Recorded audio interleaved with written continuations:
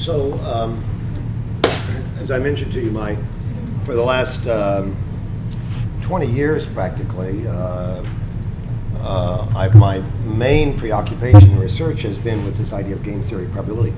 And I think my colleague Vofka and I are making great progress. I'm very happy about where this theory is. I'm beginning to think that we're making some progress with the mathematicians on it. So this is sort of our attempt to provide a new foundation for the mathematics of probability as well as the applications. Now, I mentioned the existing subjective interpretation of probability is very influenced by this guy, Bruno Di Finetti. And Di Finetti's idea is basically that you should give probabilities for everything. You should be willing to give probabilities for everything to show how much you believe something. And in some sense, you should offer those to offer to anybody who wants to bet at the odds defined by the probabilities you're giving. That's very brave. I mean, who would really do that? And in a sense, it would be foolish to really do that, because usually when you have probabilities about something, there's somebody else knows more than you do about it. So what you really believe, just because you believe something, doesn't mean that you're willing to offer bets to everybody. Because if they know more than you, then they can, so it's kind of hypothetical. It's kind of like you're betting with yourself or something, or, you aren't really going to offer those bets to everybody else because there's all kinds of people out there with all kinds of other information. So one way of understanding the problem is to say, well, Di Finetti developed his ideas in the 1930s. And maybe I'm making, this guy Di Finetti, most of you probably haven't heard of him. How many of you ever heard of him before? So nobody, but he's very influential. If you go and talk to your professors in the statistics department, they know the name. He's very influential in this subjective point of view.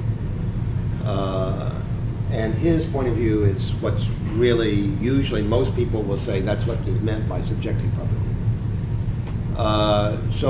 But he developed his ideas in the 1930s. And game theory, that was before game theory became a respectable mathematical theory. Game theory was really started, for most people, in 1944. In 1944, von Neumann and Morgenstern wrote a famous book.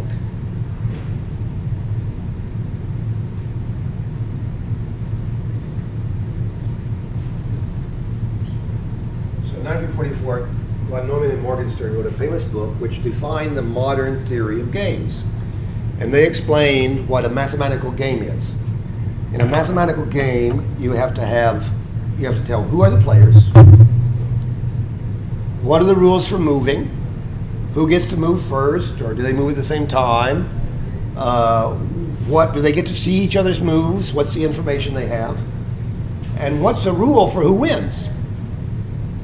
You define those things mathematically, and you've got a mathematically well-defined game. Di Finetti didn't have that theory when he started.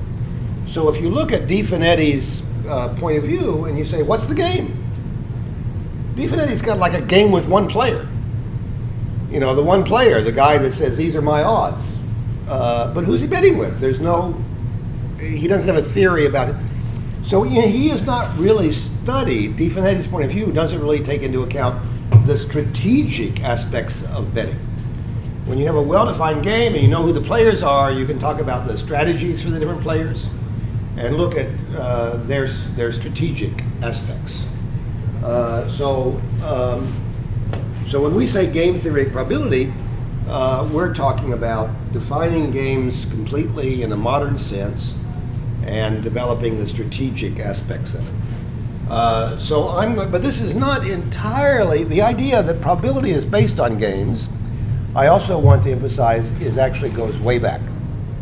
So in this lecture, like a separate lecture to tell you about game theory probability. I'm going to start way back with two French mathematicians named Pascal and Fermat. Now, how many of you have heard of Pascal? Blaise Pascal. About the physics? Is the one who studied physics? Physics? Pascal, in the pressure? Pardon? Like involves in pressure. Pressure? Yeah, he studied pressure. He did a number of things. He was a French mathematician. So when I was your age, there was a well-known computer program named Pascal. That's probably not, that's gone, right? How many have ever heard of the computer program named Pascal? Did you ever hear of it? One person? So it's not used now. That has nothing to do with Pascal. Yeah, they named that. So anyway, Pascal and Fermat were two French mathematicians who lived in the 17th century. Pascal lived in Paris, and Fermat lived in Toulouse, another French town that was a long ways away from Paris, and they never actually met. They wrote letters to each other. Have any of you heard of Fermat's last theorem?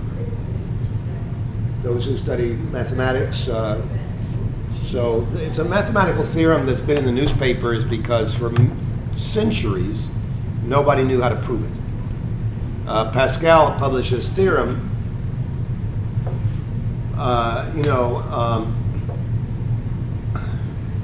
I'll tell you, you should know what Pascal's last theorem is. And I'm wondering if I can remember and tell it to you correctly. There are numbers. If you look at 4 squared plus 3 squared, that's equal to 5 squared. There's other numbers. There's a number of examples.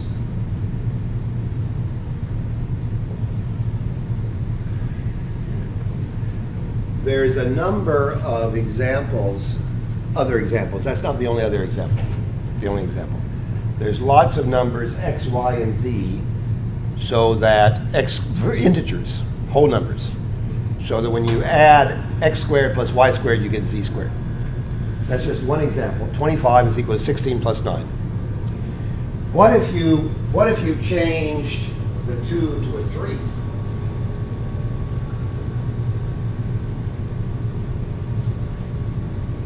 Can you give any examples where that happens?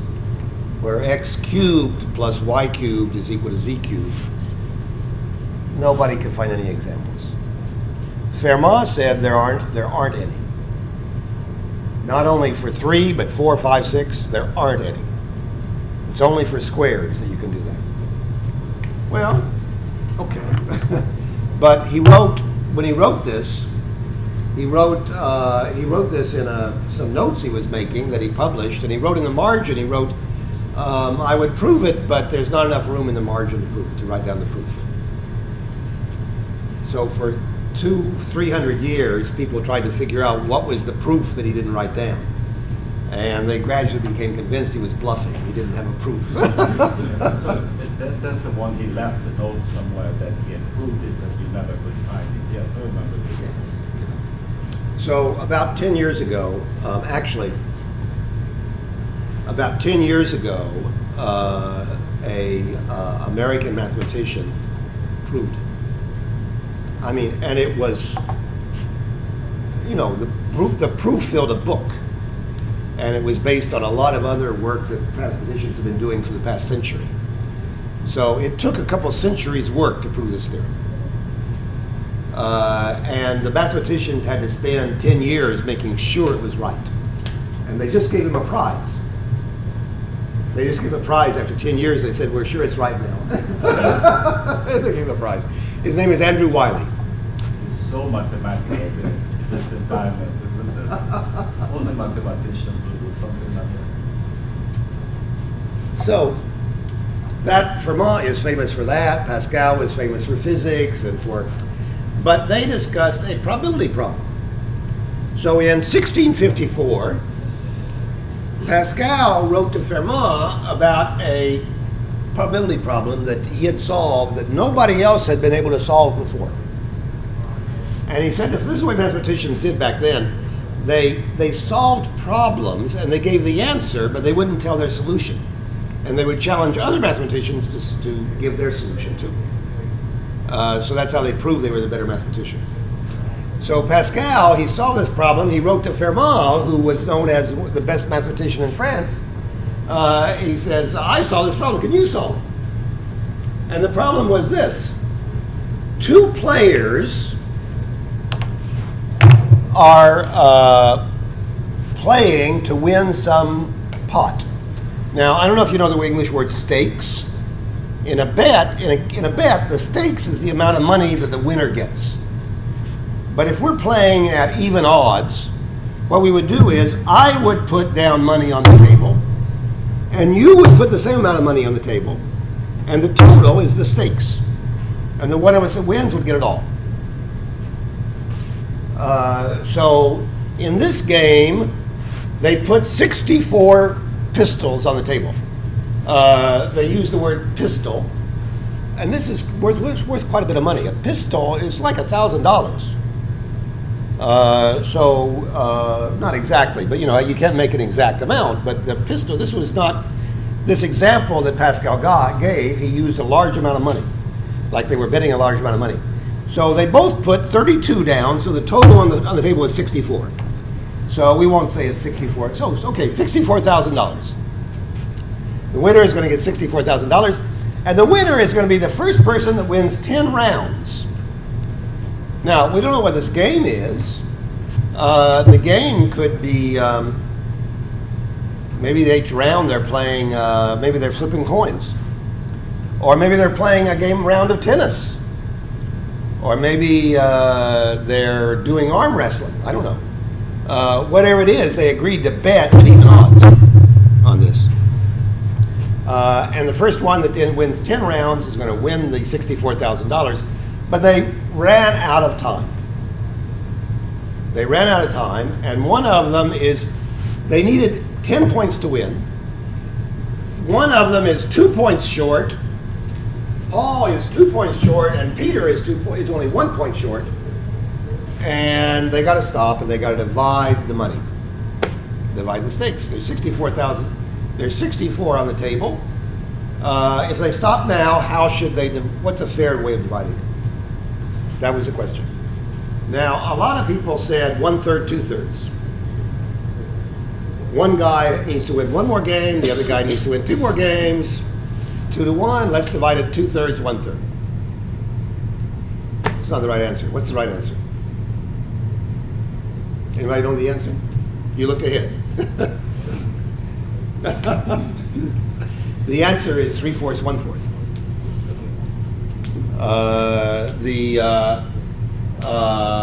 Paul, who is 2 points short, should only get 16.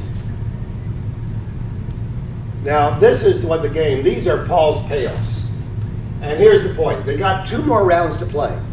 If they finish the game, if Paul lost the next round, he would get 0. Peter would get it all. If he won the next round, they would play 1 more round. And then either Paul won that round, he would have his 2 points, he would win it all. Or if he lost, Peter would have his 10 points, he would win it all. So there's 1 in 3. There's 3 ways things could come out. There's 3 ways, 1, 2, 3 ways things could come out. But it shouldn't be 1/3, 2/3. Peter should only get 1. Paul should only get 1/4. Now, how did they answer this? Well, here was Fermat's answer. Fermat said, there's 4 things that could happen. Fermat said, let's suppose they play 2 more rounds. There's 4 ways it could come out. Peter could win both in a row. Peter could win the first and Paul the second. Paul could win the first and Peter the second, or Paul could win both of them. And of those 4 ways it could come out, Paul would win in 1 of 4 ways. Only in the 4th outcome would Paul get the 64, So he only deserves 1/4 of 16. That was Fermat's answer. And Pascal did not like it because Pascal said, I didn't say they were going to play 4 more games. I didn't say there were 4 ways things could happen. There's only 3 ways things can happen. Because if Peter wins the first one, they're not going to play the second one. So he said, this is just not right. It's wrong. He said, I like your answer. It's the same as my answer, but it's the wrong way of doing it. The right way of doing it, according to Pascal, is this. He says, suppose Paul won the first round and you were right here. Well, then they're going to play 1 more round, and Paul is either going to get 0 or 64. And we know that if you're going to get 0 or 64, the fair price is 32. Because we play on even odds. The way if we wanted to set things up so that I got either 0 or 64, we would both put 32 on the table. So that's what it's worth to me. I can buy that situation for 32. That's what it's worth to Paul. So this situation here, Paul should have 32. That is what his expectation is worth here, is 32. Okay, if we start here, we're either going to get 0 or 32. How much is that worth? That's worth 16. So he says that's the right way of doing the answer. It's a backward recursion in the tree. That was Pascal's way of doing it. So Pascal said, he said, I'm glad we both got the same answer. So maybe the truth is the same in Paris as in Toulouse, but you didn't get to it the right way. That was the answer. Now, from a modern point of view, I would say Fermat was doing things the way that probability theory is taught today. And we could call that's what we call the measure theory approach to probability. Pascal was doing it the way I like to do it. He was doing a game theoretic approach. He was analyzing the game. You get the same answer, but it's a different foundation, a different way of approaching the problem. Now, if we divided all these numbers, take the 64 and divide by 4, so that you're going to get Paul is going to get either 0 or 1, then we would say Paul has to start with 1/4 in order to get 1. Put it another way, if we are betting at even odds, the amount we need in order to get $1 if Paul wins both games and 0 otherwise is 1/4. Okay, this is the game theoretic definition of probability. The game theoretic definition of the probability of an event is the amount of money you have to start with to get $1 if the event happens. So if an event is very unlikely, very small probability, it says I can start with a very small amount of money and get $1 if that event happens. 0 probability means I can start with 0 and get $1. Or a tiny, tiny, tiny amount. I can start with $1 and multiply it by an infinite amount. That's what probability 0 means. Are you with me? So this is the sort of the game theoretic definition of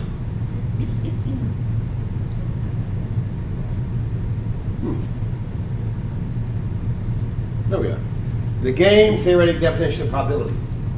So the measure theoretic probability, the measure theoretic definition of probability is that you add up the probabilities of all the elementary events. If you took a probability course, you probably saw this definition, something like that. The game theory definition of probability is that you have 2 players. One of them gives prices. Now here it's not Paul and Peter, but it's a betting game.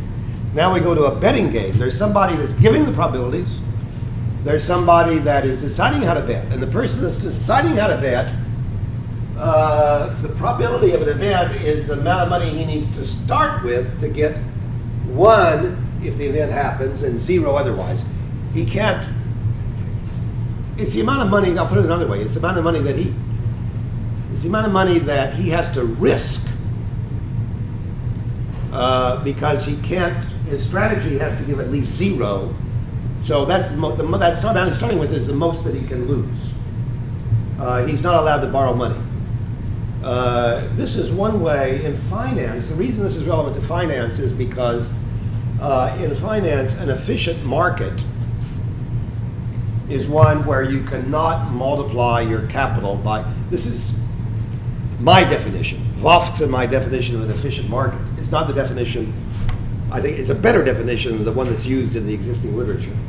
Our definition of an efficient market is one where you cannot multiply the capital you risk by a large factor. The people that get rich in the stock market do not multiply the capital they risk by a large factor, because they're risking more capital than they started with. They're risking somebody else's money. George Soros did not get rich by risking his own money. He got rich by risking somebody else's money, and his share was very big. And most of the people who have the hedge fund managers and so on, they're risking somebody else's money. But if you just risk your own money, if you start with $1, you start with $1 million and try to turn it into $1 billion, that's another story if you don't have anybody else's money to risk. So the probability of an event is the amount of money you have to risk in order to get one if that event happens.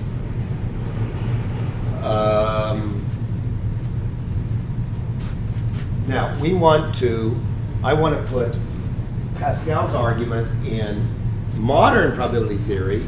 I said this before. I need to tell you the rules of play, each player's information, and the rules for winning. And this was first done by a mathematician named Jean Ville, who was a Frenchman who lived during World War II. And his history is very interesting. I don't have time to tell you. I've actually written a biography of this guy, and part of it is online here. And it's a very interesting story. A lot of World War II is involved with it. Very interesting. But here is an example of a game that he discussed. So there's going to be 2 players in this game. I've left out the forecaster. Later on, I'm going to bring in somebody that gives the probabilities, tells the probabilities. But in this version, there's just 2 players. And one of them decides how to bet, and the other one decides the outcome. I'm going to call the player who's betting skeptic, and I'm going to want to decide what decides the outcome is reality. Reality decides how things come out. So you can imagine this is a coin tossing, or some other even odds game like what we discussed with Pascal and Fermat. Now the probability, I'm going to assume that the reason we don't need somebody to tell the probabilities is I'm going to assume the probability is always 1/2. So on every round, reality is going to choose. Now I don't know if you know this mathematical definition. When you see brackets like this, it means that this is a set consisting of the 2 numbers 0 and 1. So it could be heads or tails. Could be yes or no. But for make it mathematical, I'm calling it 0 and 1. So on every round, we're going to have rounds, n equals 1, 2, etc.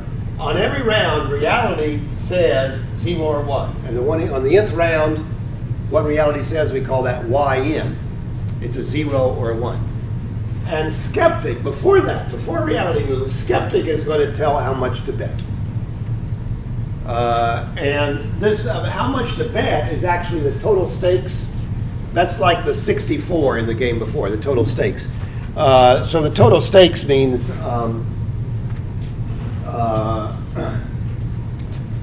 that's, you're going to win or lose half of that because the other half is put down by the other player.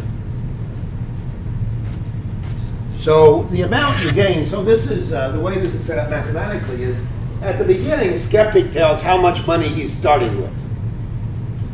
And then on each round, the amount of money he will have at the end of the round is the amount he had at the beginning of the round, plus his payoff from that bet. And his payoff from that bet I've written as Ln times Yn minus 1/2. And what does that mean? So Ln times yn minus 1/2, that's going to be equal to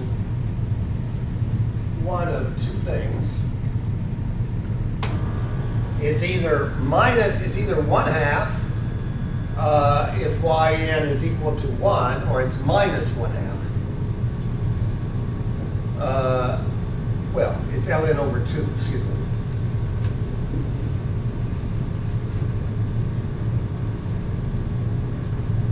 So ln is the total stakes, and I'm either going to win half that much, or I'm going to lose half that much if I'm skeptic. That's the way the game is. But I get to decide those odds. And if you understand this, what this says mathematically, it says ln can be any real number.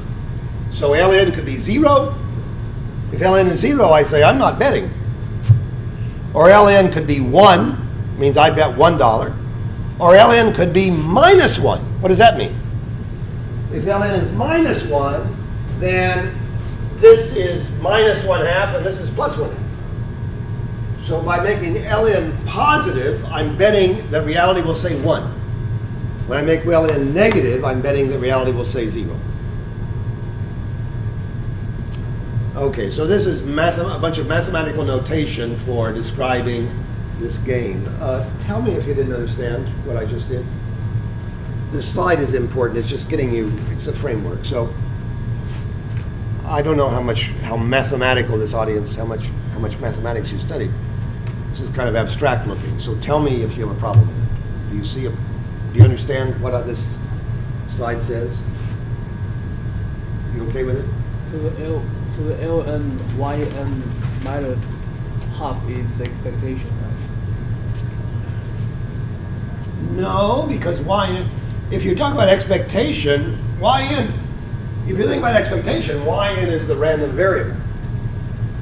So this is actually, depends on what yn is. Depends on what yn is. So I wouldn't use the word expectation. It's the payoff. It's the payoff. And it depends on what reality does. It depends on what reality does, and it depends on what skeptic does.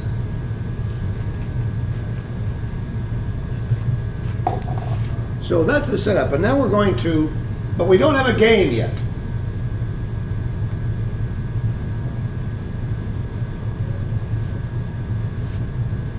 Let me put it this way. Now this game, to make it simple, we have an infinity involved here. This game is going on forever. That's not an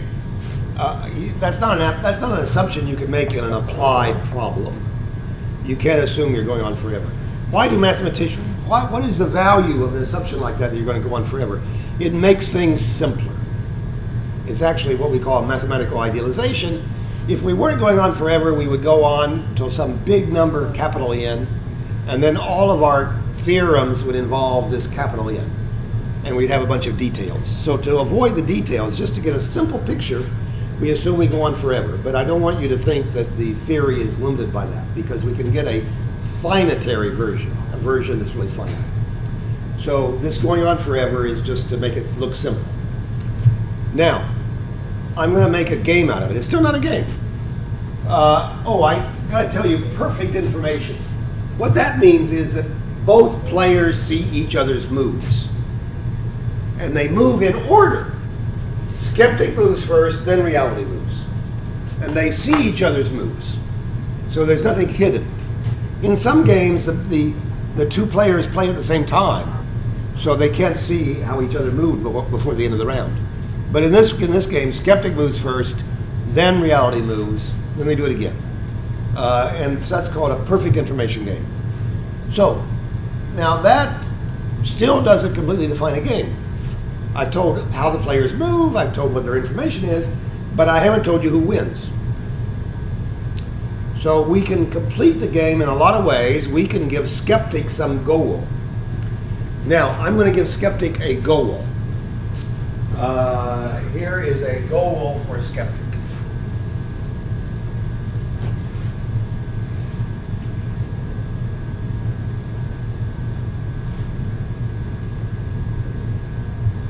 One, let the capital become negative. Okay, that's the skeptic has got to starting with a certain amount of money. Will assume that his initial money is positive. Could be $1 if we want. And if he lets it become negative, he loses the game. But in addition to that, he has to do something else. Number two, he has to do one of two things. Either he's got to get infinitely rich, his capital has to tend to infinity, or he has to make something else happen. He has to make the yi's summed from 1 to n divided by n converge to 1/2. What does this say?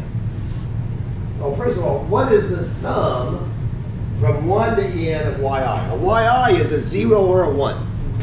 The y's are reality's moves. They're always 0 or 1. And this says how many of them are 1s in the first n. This is the number of 1s in the first n rounds.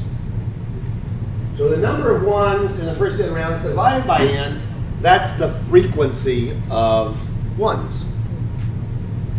Now there's the idea that the frequency should be close to the probability. The probability in this game is always a half. So this says that as n gets bigger and bigger, the frequency of 1s converges to 1/2. So there's two possibilities here. Well, two ways that skeptic can win. He can win if he gets infinitely rich, or he can win if the fraction of 1s converges to 1/2. If the 1s are heads and 0s are tails, I could say the proportion of heads converges to 1/2. That's what I'm saying. Now, that is skeptic's goal. That defines a game. I now have a game. Because if those things happen, skeptic wins. If they don't, reality wins. If reality makes him go broke, reality wins. And if reality doesn't make him go broke, but blocks these two things, reality wins. So who do you think can win? There's a basic theorem in game theory that says that in a game like this, in a perfect information two-player game, one of the players has a winning strategy. One of the players can play in such a way that he wins. Who do you think has a winning strategy in this game? Reality? How many people think reality has a winning strategy? Why? Why reality? Because the Nash equilibrium could be 3 to 1. 3, 2, 1.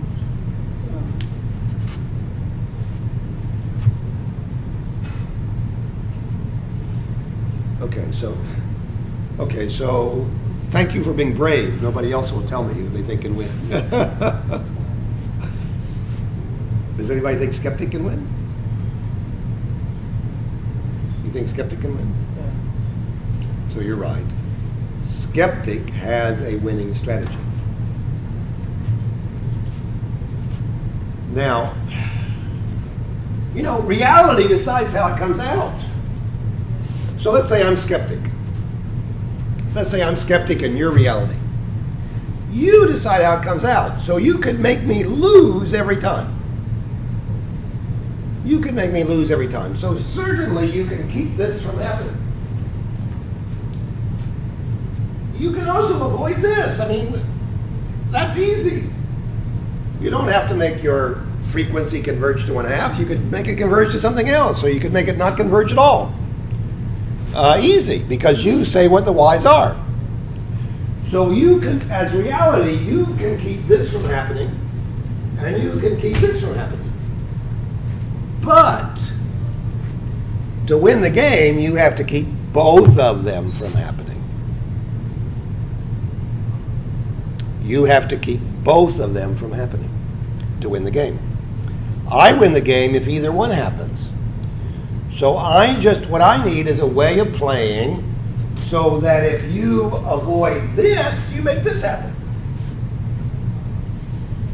So how am I going to do that? Well, I'm going to look at how you're doing, how close you are to 1/2.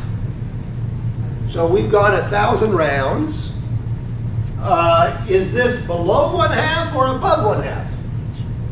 If it's below 1/2, I am going to bet that you'll go farther below 1/2. If this is below 1/2, there's not enough ones. So I'm going to bet on a 0.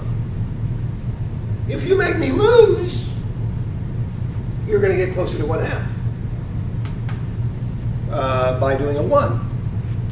So I always bet that you will stay on whichever side of 1/2 you're on. And that's going to make you move towards 1/2. Now, we've got to look at the details, but it turns out that I can do that in such a way. I've got forever to get infinitely rich. I can just win a little bit every, a little bit. So I can just keep winning money unless you move to 1/2. And I can keep winning money if you don't get closer and closer to 1/2. So in the end, I can get infinitely rich unless you go to 1/2.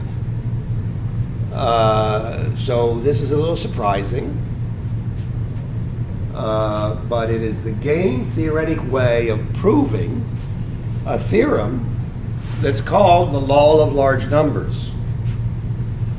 So,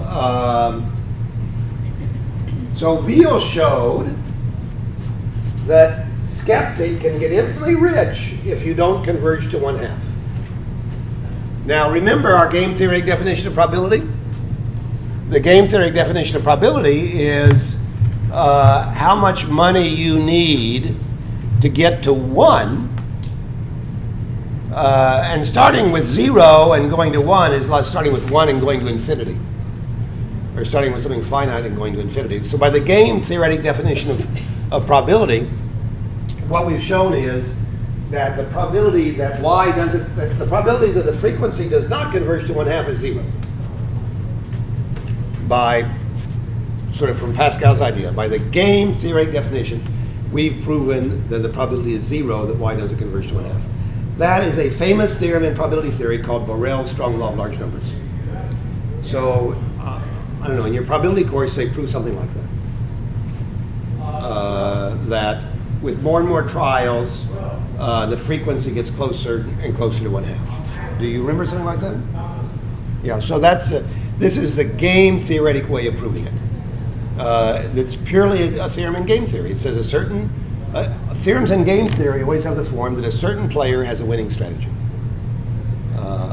And that's the way we do this game theoretically. I actually, in these slides,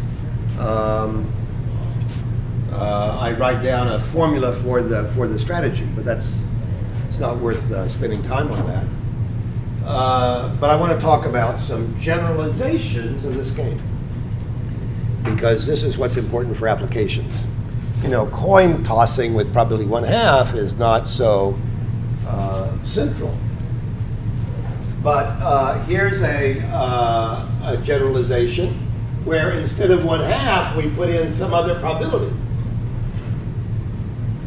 And then what happens? Well, then what you could prove, instead of in this case, I wrote it this way, that in the game we just looked at, the probability of the frequency converging to 1/2 is 1. On the previous slide, I said the probability of it not converging to 1/2 is 0. Another way of saying the probability it does converge to 1/2 is 1. Now, instead of a probability 1/2, we can always put in a probability p. So then the probability that the frequency converges to p is 1. Now, here's something more interesting. Suppose the p is not the same on every trial. So instead of just a single p, we have p1, p2, etc. So we have we put p in here instead of p. Then what is the theorem? Well, we can't say, we don't have anything for the frequency to converge to now. So we got to change this formula. See, this is equivalent.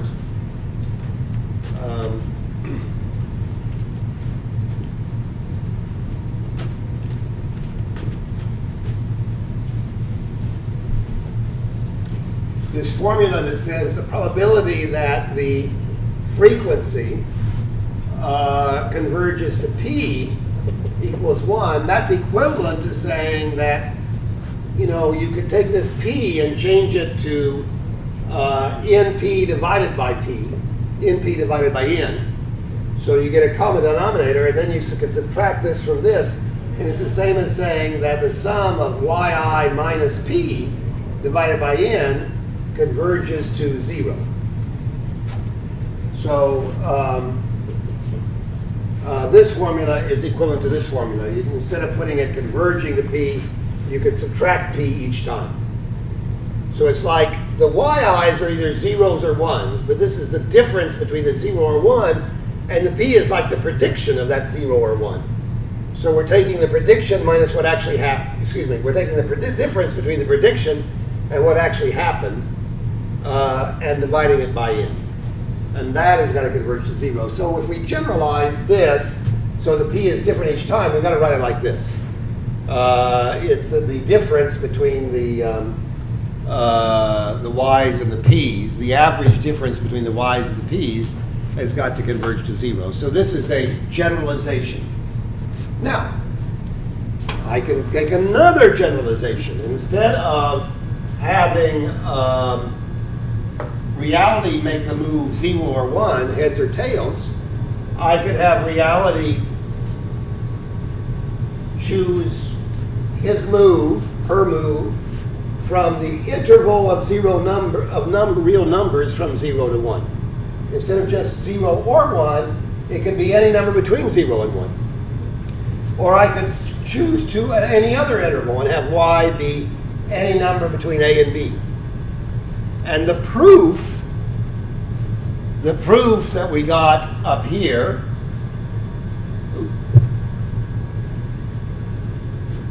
the proof of this still works. And this is why it applies to financial markets.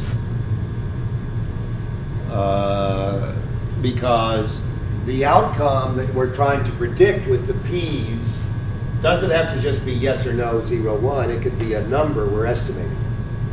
So if this case, if y is any number between 0 and 1, or a number between a and b, then what we have is an outcome and an estimate of it. The y is not just 0 or 1, it's any number like a half, a third, 5, 3. So the y's are outcomes, and the p's are estimates of the outcomes. So this says that the average error is going to converge to 0. The average difference between the outcome and the prediction is going to converge to 0 with probability 1. What does it mean with probability 1? It means either that convergence is going to happen, or skeptic can get rich. So in other words, the predictions should agree with the outcomes, or the outcomes should agree with the predictions. If they don't, skeptic, the bettor, has a strategy for getting rich. So it's kind of says that's what it means for the predictions to be good predictions. And I was talking about that before. That what does it mean that we trust these predictions? It means that we don't think skeptic has a strategy for beating them. Doesn't have a strategy for multiplying his capital by a large factor. That's what it means for them to be good predictions. And that could be a basis for subjective probability. I think these are good probability. These are my subjective probabilities if I don't think they can be beat. Or we could give it an objective interpretation and saying it's not a matter of my thinking, it's that they really can't be beat. That's the objective interpretation. So there's not such a big difference here between the subjective and the objective interpretations as there is in conventional theory. So I mentioned that there were theorems like this in probability theory. In 1909, a French mathematician named Burrell proved this in standard probability theory, that this convergence happens with probability 1. But Bernoulli in 1713 proved the finitary version, just to go back to the point that you could stop after capital N rounds. And in that case, you don't say the probability of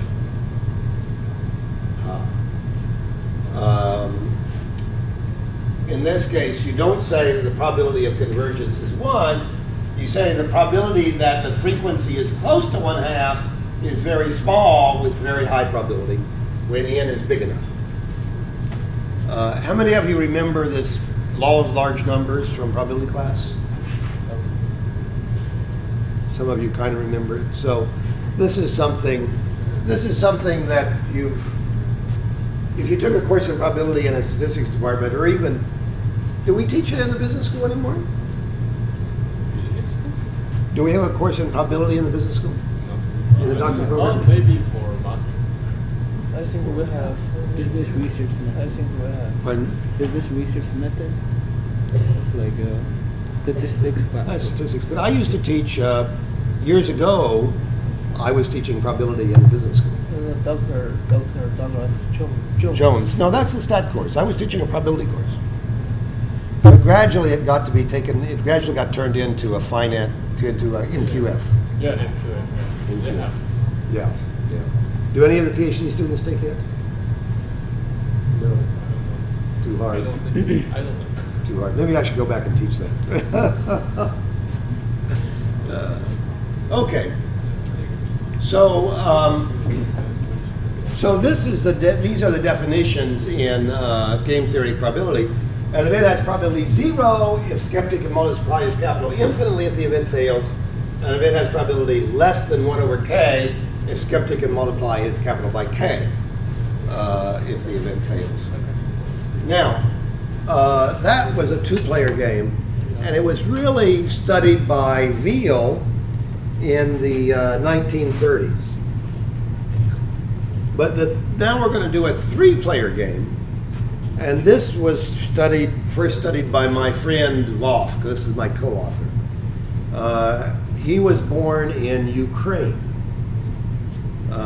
in a town called Chervonograd, and he studied with a famous mathematician named Kolmogorov in Moscow. How many of you have heard of Kolmogorov? Yeah. In the probability class, so. Non-parametric test. Pardon? Non-parametric test. A non-parametric test. He's also famous for the axioms of probability theory. How did you hear about it? Yeah. The axiom? Oh, the test? There was a probability. Well, no, we took the comments class. So was it the Kolmogorov-Smirnov test? Or maybe the Kolmogorov's axioms. So the standard theory probability, people often, Kolmogorov wrote a book on probability theory in 1933 where he gave some simple axioms. You know, probabilities add, definition of conditional probability, so he was famous for that. But anyway, my friend was a student of his, so the 3-player game, in the 3-player game, we have the 3 players, we add the player forecaster. So instead of having the probabilities known at the beginning of the game, the forecaster gives the probabilities as we go along. So the forecaster gives probabilities, or basically he's offering odds. He's offering bets. And the skeptic is choosing bets, and then reality is deciding the outcome. So this has lots of applications. The forecaster could be a statistical model, it could be a weather forecaster, or it could be a market. It could be a market analyst, or it could actually be the market itself. Because, you know, you can think of the market's prices one day as predictions of the price the next day. And the prices today is what you can buy tomorrow's price for. You know, if the price today is $5, the price tomorrow is $6, and you buy today, you can spend $5 today to get $6 tomorrow. Well, but the price might not be $6 tomorrow, it might be $4. So you can spend $5 today to whatever the price is tomorrow. So the market, in the case of the market, The market can be the forecaster and reality. But in general, we would have the three players, forecaster, skeptic, and reality. And there could also be other information. Before the forecaster bets, reality could give some other information. So that other information could be independent variables in a statistics problem, or in quantum mechanics, the information given first could be what we're going to measure, control decisions and decision problems. So there's lots of examples where you get extra information. So that's allowed here.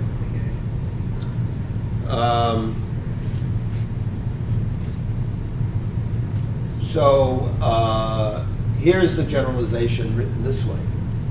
So the generalization is that forecaster gives the probability as you go along. On the nth trial, forecaster gives the probability.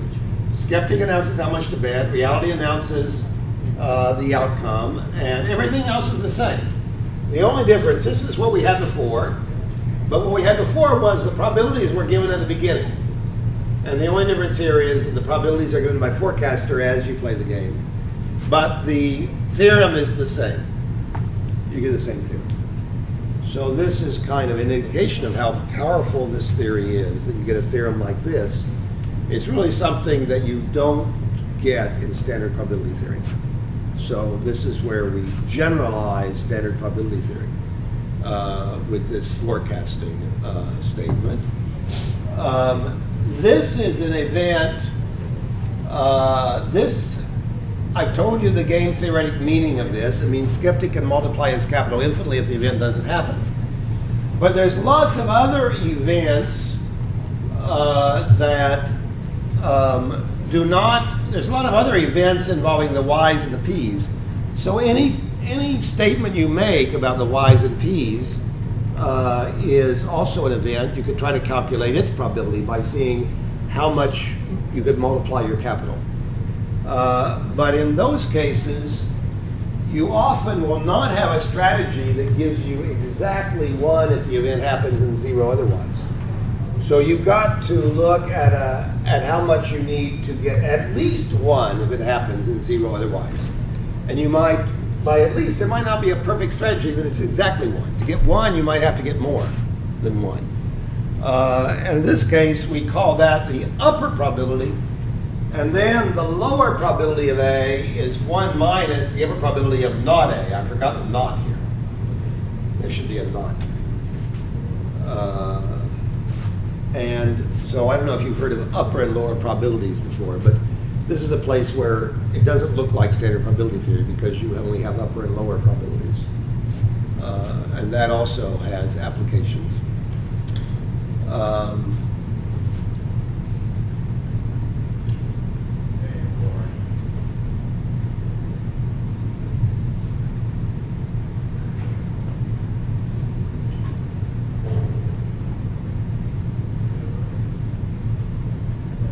So this gets too complicated. I'm going to, I think I'm going to stop early.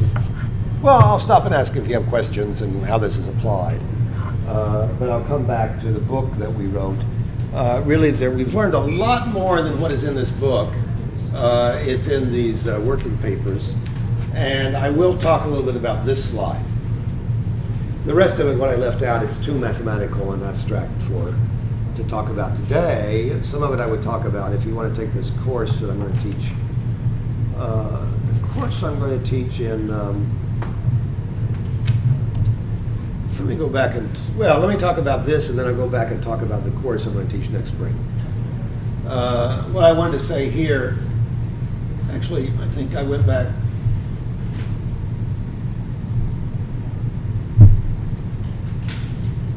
Oh, that was in my other slides. Let me go back to those other slides.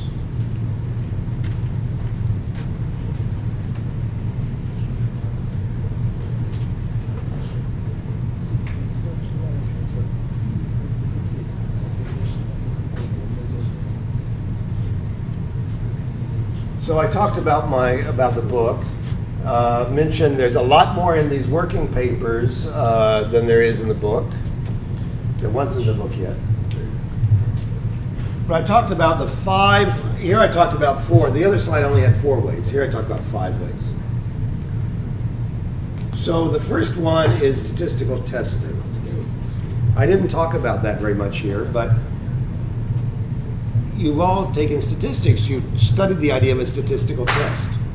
So what is a statistical test? That's where you reject a hypothesis because you observe something that has a very small probability. Okay, well that means that if it happened, you observed something that you could have made a lot of money if it happened. So the general game theoretic way of doing statistical testing is to bet against the theory. The theory is giving probabilities, you choose to bet against that, and if you make a lot of money, you've made the theory look pretty bad. So this way of, this can be used as a general theory of statistical testing, and it gives some new ideas about how to do statistical testing. So that's one aspect of this. Now, forecasting is also a very interesting application where there's some new ideas. One way of doing forecasting, the Bayesian approach. How many of you, has anybody studied Bayesian forecasting? So anyway, if you think about Bayesian, there is a Bayesian approach to forecasting that's quite popular and powerful and useful in many cases. And the way of doing Bayesian forecasting, this is not so interesting for a PhD, but it'd be very interesting for MBAs who are trying to, right, I mean, forecasting is more of an MBA project than it is, usually in accounting and finance, you're doing testing, not forecasting. I don't know if in auditing we would want to do forecasting. Is Professor Vassielli talking about doing forecasting and auditing now? I thought I saw something recently where he was doing forecasting. So you can imagine doing forecasting in internal auditing, or not internal auditing, but in internal accounting. You can imagine that being a topic. I don't know whether you would do PhD. You might do a PhD project or publish a paper on forecasting and internal accounting, management accounting. It's a possible topic. So if we were going to study that, we would study the Bayesian approach is to look at, in this game theoretic framework, the Bayesian approach is you would take different ways of forecasting, different strategies for forecasting, and average them. That's the Bayesian approach. The machine learning have this a lot of algorithm about that. Yeah, that's right. And in the so-called prediction with expert advice, the standard approach is to take the different experts' strategies and average them, or the different experts' predictions and average them. So that has some good properties. But this theory, and you can fit that into this framework. But another approach is to look at the strategies for skeptic. So what you want to do, if you're a forecaster, skeptic is trying to make money from your forecasts. And we know that skeptic has lots of good strategies because everything that probability theory says should happen, there's a strategy for skeptic that will make money if it doesn't.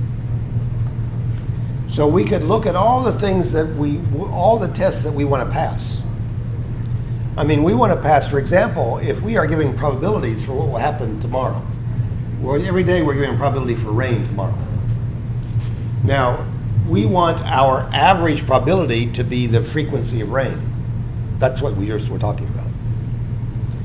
But we want more than that, because if our overall, this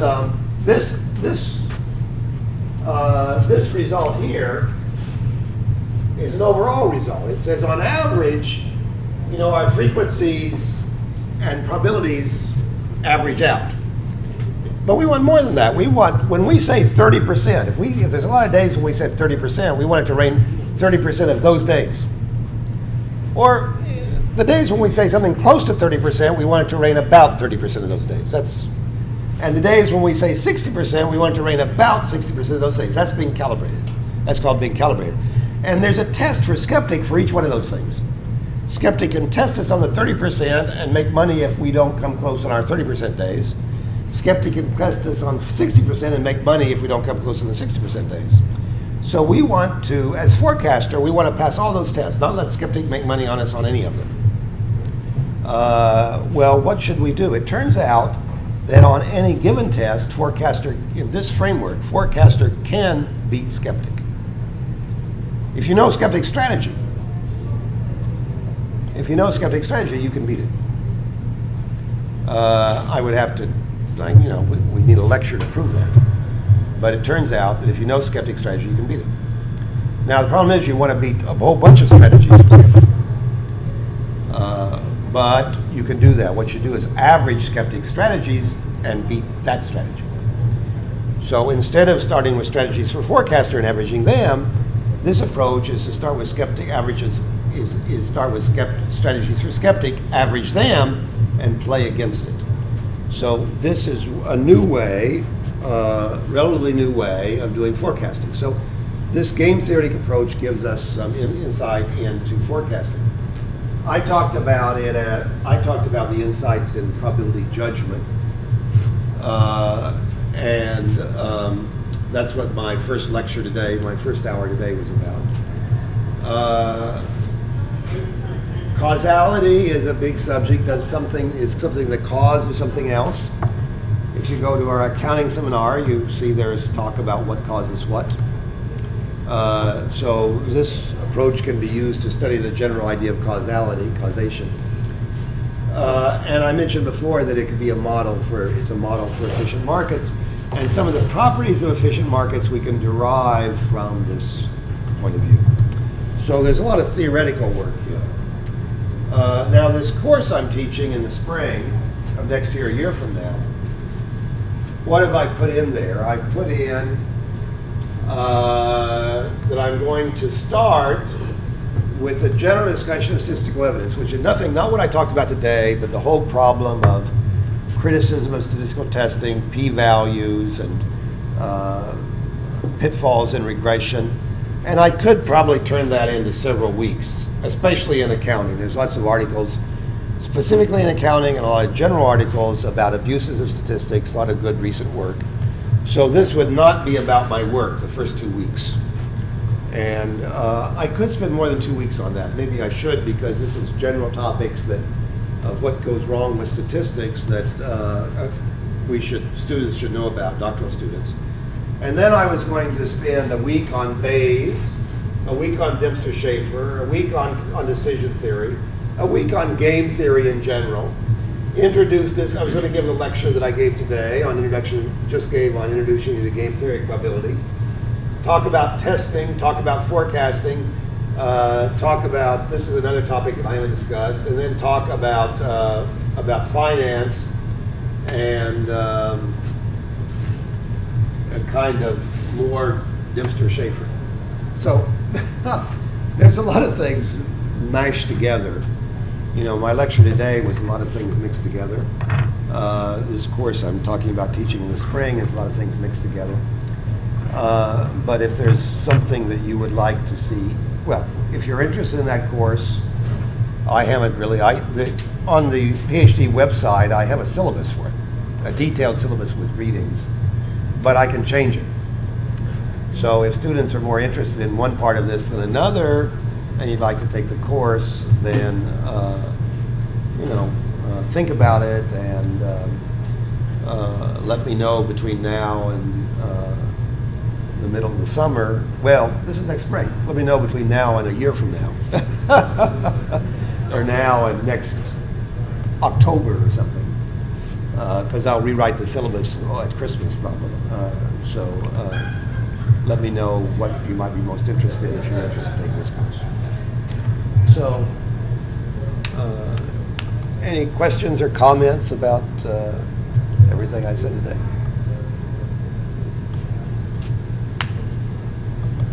Everybody's ready to go home?